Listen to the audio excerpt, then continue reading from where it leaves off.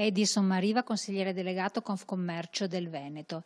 Consigliere, stanno arrivando in Veneto dei numeri importantissimi di stranieri che compromettono, questo ha detto degli operatori del settore, comprometterebbero il turismo, soprattutto in certe aree, in certe zone. Qual è la vostra posizione, al di là della posizione poi netta della Regione del Veneto? Ma noi siamo perfettamente in linea con la posizione che ha assunto il governatore Zaia.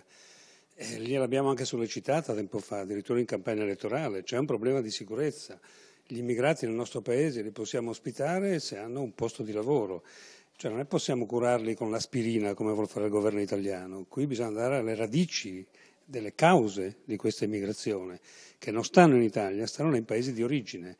E stanno anche nell'Europa, nei confronti della quale probabilmente noi incidiamo troppo poco, nonostante abbiamo gestito il semestre italiano nello scorso del 2014.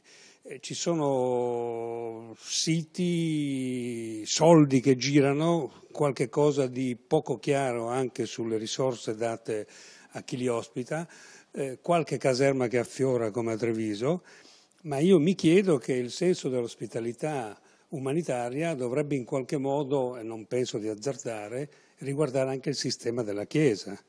Ci sono molti ambienti, ci sono molti seminari vuoti, io direi che se dobbiamo fare un'accoglienza dobbiamo coinvolgere tutto il Paese, sistema della Chiesa compreso. Perché sta fuori? Perché scarica tutto sugli albergatori, sui titolari dei residence? E questo non funziona, c'è un problema forte in Italia di insicurezza.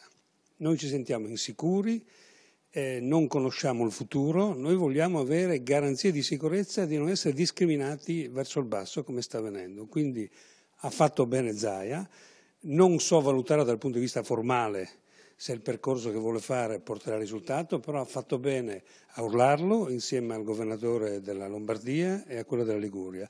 Noi siamo su questa linea e speriamo che lo Stato capisca e reagisca meglio.